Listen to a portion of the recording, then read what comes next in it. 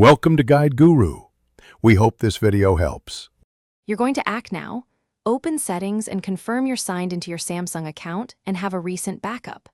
Next, go to Privacy or Google Settings and turn off ad personalization and limit ad tracking.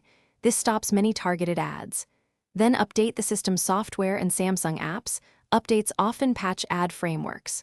While you update, jot down when the ads began and which apps showed them. That timeline speeds diagnosis and tells you whether an app or system feature is responsible.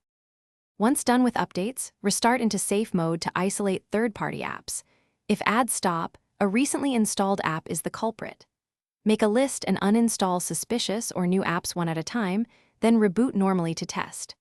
Clear cache and data for Samsung apps, Internet, Galaxy Store, One UI Home because cached ad modules can persist. Disable Samsung Free or Discover on the home screen to remove feed ads. Also check app notification and overlay permissions. Revoke them where unnecessary. If ads continue after removals and safe mode testing, back up your data and perform a factory reset. This removes any persistent adware or misconfigured system modules. After reset, reinstall apps one by one and monitor for ads before restoring full backups so you don't reintroduce the problem. Make sure software updates are enabled.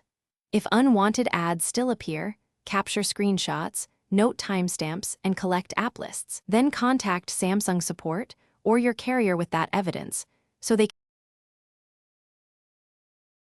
Thanks for watching. Consider subscribing if we helped you today.